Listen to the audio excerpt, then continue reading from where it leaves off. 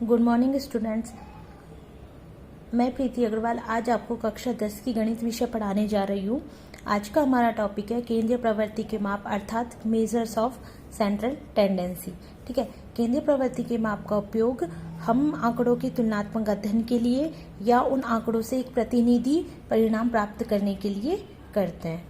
ठीक है, केंद्रीय प्रवृत्ति के मापों को दो भागों में विभाजित किया जाता है। पहला है गणितीय माध्य और दूसरा है स्थिति संबंधी माध्य। ठीक है, गणितीय माध्य को भी तीन भागों में बांटा जाता है। पहला है समांतर माध्य अथवा औसत अर्थात अर्थमेटिक मीन, जिसे एम से प्रदर्शित करते हैं।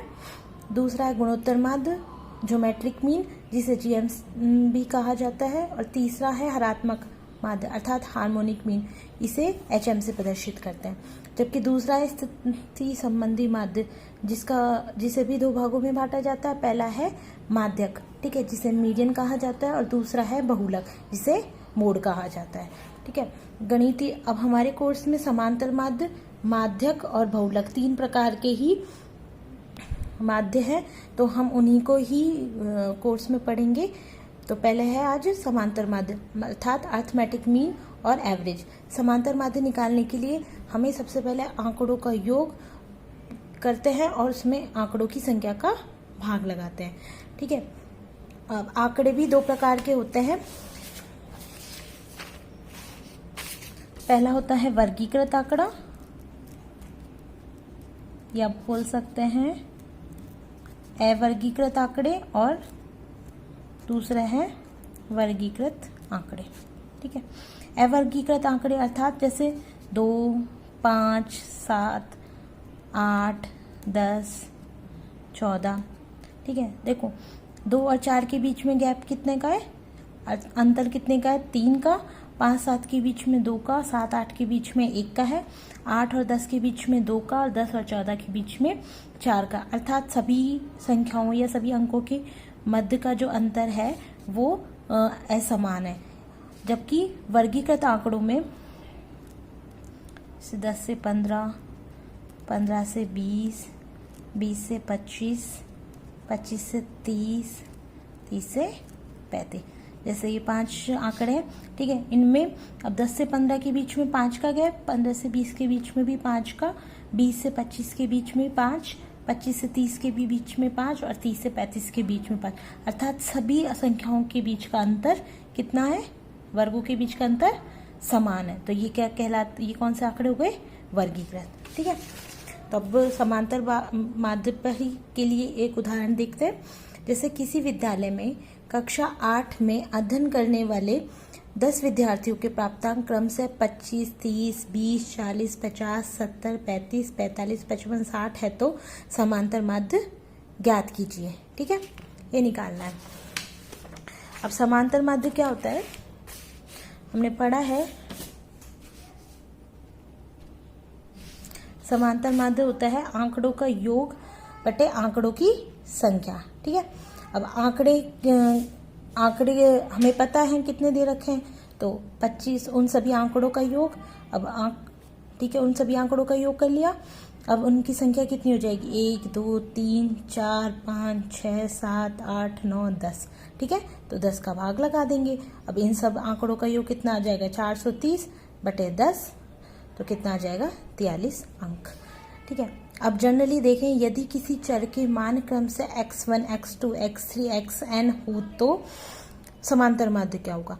तो चर मान भी क्या दो प्रकार के होते हैं, चर और अचर।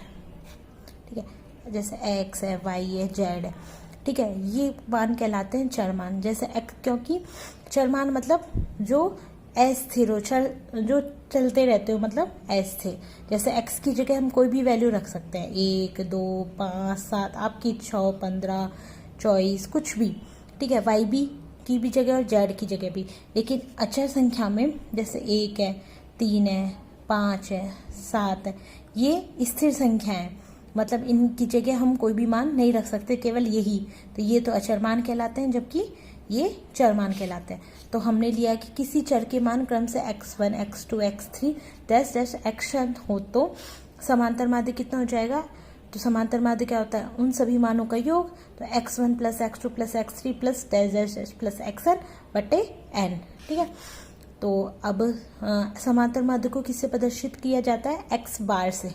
ठीक है, एक्स के ऊपर एक रेखा बराबर, तो सिग्मा, ये सिग्मा साइन होता है, इसे इस प्रकार से लिखते हैं सिग्मा।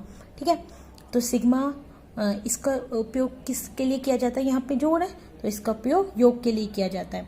तो sigma i is equal to 1 to n x i. ठीक है, आई का मतलब है इसका मान, जैसे आई बराबर 1 to n है, मतलब आई की जगह रखेंगे 1, फिर प्लस सिग्मा है तो प्लस आई की जगह फिर आ जाएगा 2, प्लस आई की जगह 3, plus dash dash plus X N, क्योंकि एन तक है तो प्लस एक्स एन, बटे कितना है संख्या में? एन है तो बटे एन। ठीक है, समांतर माध्य को औसत भी कहा जाता है और इसे एक्स बार से प्रदर्शित करते हैं। ठीक है, तो इस पर बेस्ड एक एग्जाम्पल लेते हैं कि यदि 3, 4, 8, 5, x 3, 2, 1 अंकों का समांतर माध्य 4 हो तो x का मान ज्ञात कीजिए। ठीक है, समांतर माध्य निकालना है तो समांतर माध्य का सूत्र क्या होता है? अंकों का योग बटे अंकों की संख्या। तो अंक कितने दे रखे हमें? 1, 2, 3, 4, 5, 6, 7, 8, तो अंकों की संख्या तो कितनी आ जाएगी? 8, और उन सभी अंकों का योग कर लिया। समांतर माध्य कितना दे रखा है? 4, तो 4 हो गया। ठीक है, बराबर अब 3 और 4 कितना हुआ? 7, 7 में 8 जोड़ा तो 15, 15 और 5 20, 20 और 3 23, 23 और 2 25 और 1 26, तो 26 प्लस एक्स बटे 8 4 बटे 1 इक्वल टू। ठीक है, अब ये वज्रगुणन विधि, इसको इससे मल्टीप्लाई किया, इसको इससे मल्टीप्लाई किया, 4 को 8 से किया कितना है? तो 8 चौक 32, और 26 प्लस एक्स को 1 से गुना किया तो 26 प्लस एक्स। ठीक है, 26 एक्स का मान निकालना है हमें, तो 26 पक्षांतरण करके इधर भेज दिया, तो 32 माइनस 26, तो एक्स बराबर कितना आ गया? 6। ठीक है, अब एक और सवाल देखते हैं।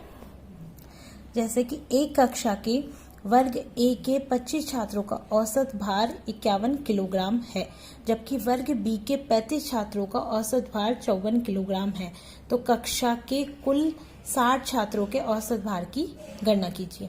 अब वर्ग ए के 25 छात्रों का औसत भार तो कितना दे रखा है हमें? 51 किलोग्राम।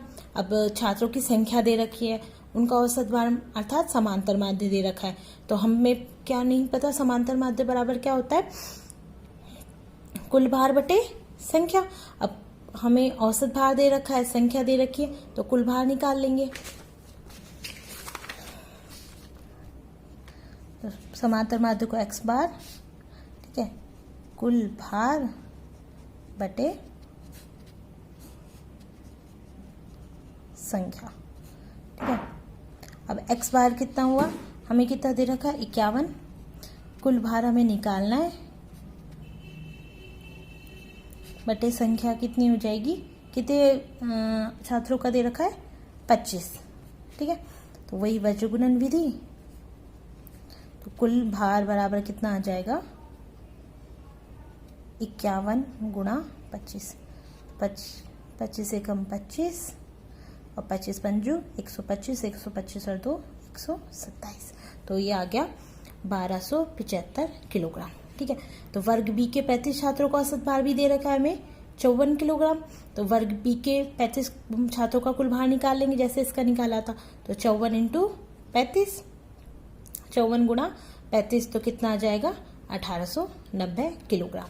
ठीक है, हमसे पूछा गया कि कक्षा के कुल, तो कक्षा में 2 वर्ग थे ए और बी, तो उन दोनों के छात्र कितने हो जाएंगे? 25 प्लस 35 60, तो 7 छात्रों का कुल भार कितना हो जाएगा? ए के छात्रों का कुल भार कितना है? 1275 और बी के 1890, तो दोनों को जोड़ देंगे तो कितना आ जाएगा? 3165 किलोग्राम। ठीक है, तो कक्षा के अब कुल 60 छात्रों का औसत भार, तो औसत भार बराबर कितना होता है? कुल भार बटे संख्या। कुल भार कितनी दे रखी? 3165, संख्या कितनी दे रखी? 60, तो 3165 में 60 का भाग लगा देंगे। 3165 में 60 का कितना आ जाएगा? 5 बार 16, 5 उतारा कितनी बार जाएगा? 2 बार 120, 45, अब दशमलव भाग नहीं जाएगा, 0 लगाई, कितनी बार गया? 7 बार, 42, 30, और फिर 1 0 लगाई, कितनी बार गया? 5 बार,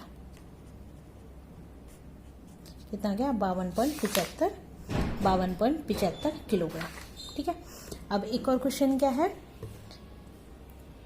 13 संख्याओं का माध्य 24 है, यदि प्रत्येक संख्या में 3 जोड़ दिया जाए तो नए माध्य में परिवर्तन क्या आएगा। अब 13 संख्याओं का माध्य कितना दे रखा है, 24। ठीक है, तो 13 संख्याओं का कुल योग कितना हो जाएगा, माध्य बराबर क्या होता है, कुल योग बटे संख्या। तो माध्य की जगह माध्य बराबर कुल योग बटे संख्या। संख्या कितनी दे रखी है हमें, संख्या कितनी दे रखी है, 13। कुल योग निकालना है,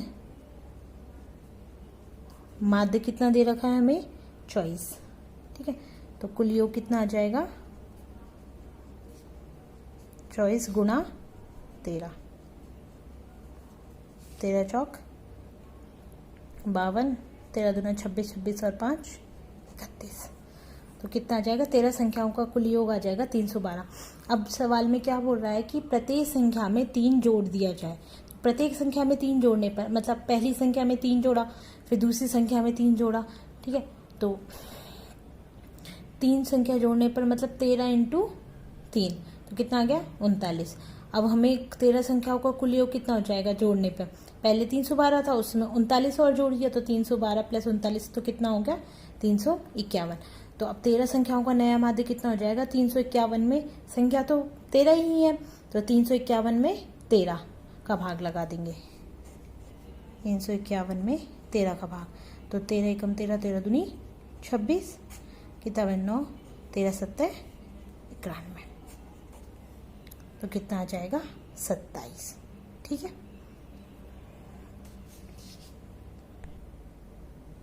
अब असंतत श्रेणी दूसरा टॉपिक है, असंतत श्रेणी या असंतत बारंबारता बंटन से।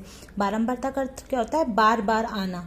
ठीक है, तो असंतत बारंबारता श्रेणी, तो वही सवाल में अवर्गीकृत श्रेणी है एक, तो जो कि देख लो x1 x2 x3 इन सब का मान वर्ग में नहीं दे रखा। ठीक है, बारंबारता मतलब बार बार आना, जैसे कोई भी श्रेणी मान लो या आंकड़े मान लो, तो 5 7 3 2 5 3 7 3 7 2।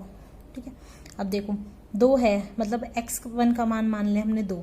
ठीक है, तो 2 कितनी बार आया है इसी श्रेणी में, 1 बार 2 बार 3 बार, तो अलग अलग लिखेंगे, उसकी जगह एक बार ही लिख देते हैं कि 2 का मान कितनी बार आया है, 3 बार। ठीक है, बारंबारता मतलब फ्रीक्वेंसी, तो अपनी इसे f से प्रदर्शित कर सकते हैं, और ये मान है तो किसके, x के। ठीक है, तो x कितना है 2, तो उसके मान कितनी बार आए, 3 बार। ठीक है, फिर हमने ले लिया, चलो 3 ले लेते हैं। 3 कितना है, 1 2 3, तो 3 भी 3 बार आया है। फिर अगर 5 कितनी बार है, 1 2 और 7 1 2 3, तो ये क्या हो गई, एक असंतत बारंबारता बंटन। ठीक है, अब जैसे जनरली ले लिया कि माना कि चर x के n मानों का बारंबारता बंटन कितना है, तो x1 कितनी बार आ रहा है, f1 बार, x2 f2 बार, x3 f3 बार और xn fn बार। तो हमसे इसका क्या निकालना है, समांतर माध्य। तो समांतर माध्य क्या होता है, जितने भी चर के मान होते हैं उन सबका जोड़। ठीक है, तो अब चर के मान x1 कितनी बार है, f1 बार, तो x1 कितनी बार जुड़ेगा, f1 बार, तो x1 प्लस x1 कितनी बार, f1 बार। ठीक है, प्लस x2 कितनी बार जुड़ेगा, f2 बार, तो x2 plus dash dash dash plus x2 कितनी बार, f2 बार, plus xn plus dash dash dash plus xn fn बार, बटे फिर क्या लगाते हैं, जितने चर के मान हैं, चर के मान कितनी बार आ रहे हैं, f1 plus f2 plus f3 plus fn। ठीक है, तो इन सब का जोड़, तो इन सब का जोड़ उसका संख्या का मान हो जाएगा। अब x1 कितनी बार जुड़ा है, f1 बार, तो कितना आ जाएगा, गुणा करने पर f1 x1 plus f2 x2 plus dash dash dash plus fn xn बटे fn plus f2 plus fn। ठीक है, फिर जैसे योग को क्या लिखते हैं अपन, सिग्मा, तो sigma i = 1 to n F आई और एक्स आई, आई 1 रखेंगे और 1 रखेंगे तो F1 x1 प्लस फिर आई का मान 2 होगा तो F2 x2 प्लस आई का मान n तक तो Fn xn बटे वही sigma i is equal to 1 to n F I, तो 1 से n तक मान हो जाएंगे। ठीक है, तो समांतर माध्य को x बार से प्रदर्शित करते हैं, x बार बराबर, ठीक है, नीचे वाली संख्या को हमने क्या लिख दिया शॉर्ट फॉर्म में n। ठीक है, sigma i is equal to 1 to n F I N, जहाँ n बराबर क्या हो जाएगा sigma i is equal to 1 to n F I. ठीक है, अब इसको नॉर्मली हम ले सकते हैं, जैसे यही सवाल है, इसमें हमने क्या लिया कि अब कितनी बार है, जैसे हमने बना लिया ये तो एक बारंबारता बंटन, यदि हम इसका डायरेक्ट निकालते हैं तो समांतर माध्य कैसे आता है, जो हमने पहले पढ़ा था कि समांतर माध्य बराबर कुल योग बटे संख्या।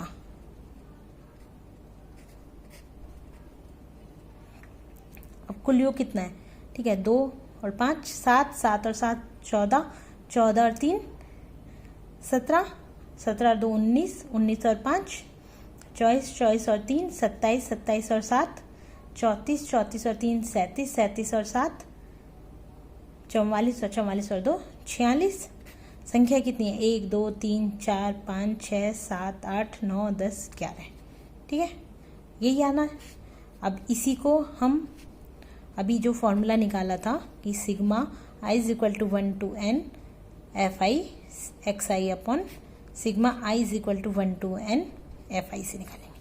ठीक है, अब एफ आई सबका पहले तो x एफ आई इन दोनों का मल्टीप्लिकेशन मतलब गुणा, तो 2 इंटू 3 6, 3 तिया 9, 5 दूनी 10, 7 तिया 14, तो x और f तो 6 प्लस 9 प्लस 10 प्लस 14 बटे एफ आई, सब एफ आई मतलब f का योग, तो 3 प्लस 3 6, 6 और 2 8, 8 और 3 11, जोड़ लो 9 और 6 15, 15 और 10 25, 25 और 14 कितना हुआ 46। ठीक है, सॉरी 7 दिया 21। ठीक है, तो 7 6 और 9 15, 15 और 10 25, 25 और 21 46, 46 बटे 11 और ये भी 46 बटे 11। ठीक है, तो अब सवाल देखते हैं, जैसे निम्न बारंबारता बंटन का माध्य ज्ञात कीजिए। तो x दे रहा मतलब x1, x2, x3 और x4। ठीक है, f कितना मतलब f1 ये दे रहा, f2 4, f3 5 और f4 3। ठीक है, तो ऐसे बना लेंगे सारणी के रूप में xi और ये fi मतलब x1। ठीक है, तो x1 कितना आया 3, x2 5, x3 8 और x4 11। ठीक है, फिर x1 का मान कितनी बार आ रहा है 2 बार, x2 का मान 4 बार, x3 का मान 5 बार, x4 का मान 3 बार। ठीक है, अब सूत्र क्या होता है कि x bar is equal to summation of, summation या बोल सकते हैं sigma i is equal to 1 to n F I x I upon n। ठीक है, तो sigma i is equal to 1 to n F I x I upon sigma, अब यहाँ पे n की जगह हमने रख दिया sigma i is equal to 1 to n F I. अब n का मान कितना दे रखा है, संख्या कितनी है 1 2 3 4 मतलब 4 है, तो i is equal to 1 to 4 f I x i और सिग्मा i is equal to 1 to 4 f I x i. ठीक है, f1 x1 plus f2 x2 plus f3 x3 plus f4 x4 upon f1 plus f2 plus f3 plus f4। ठीक है, अब यहाँ पे क्या पूछा अपन से f1 x1 दोनों मतलब गुणा, तो यहाँ पर f1 x1 तो 3 इंटू 2 6, 5 इंटू 4 20, 8 पंजू 40 और 11 3 33। ठीक है, अब इन सब का योग कितना आएगा 6 प्लस 20 प्लस 40 प्लस 33। ठीक है, बटे में कितना 2 प्लस 4 प्लस 5 प्लस 3। ठीक है, अब ये क्या 20 और 6 26, 26 और 40, 26 और 40 हो गए। 26 प्लस 40 66, मतलब 66 प्लस 33 कितना हुआ 99। 2006, 6 और 5 11, 11 और 3 14। ठीक है, तो 99 14 का भाग। अब ये ऐसा, या फिर अपन डायरेक्ट भी कर सकते हैं कि इन सब का जोड़, मतलब हमने यही तो किया है, F1 plus F2 plus F3 plus F4, तो 2 और 4 6, 6 और 5 11, 11 और 3 14, मतलब sigma I is equal to 1 to 4 Fi is equal to कितना हुआ 14। और ये अपन इसको क्या मानते हैं n, तो n की वैल्यू आ गई, n का मान आ गया 14। ठीक है, 6 और 20 26, और ये क्या होता है sigma I is equal to 1 to 4, 4 ये ना संख्या में 4 है तो 4 लिख दिया। Fi Xi is equal to कितना है, इन सबका जोड़ कितना आया था 99। ठीक है, तो अब डायरेक्ट ही लिख सकते हैं अपन समांतर माध्य, इसका मान हमें दे रखा है 99 और ये कितना हुआ बट्टे में 14। ठीक है, तो 99 में 14 का भाग लगाएंगे।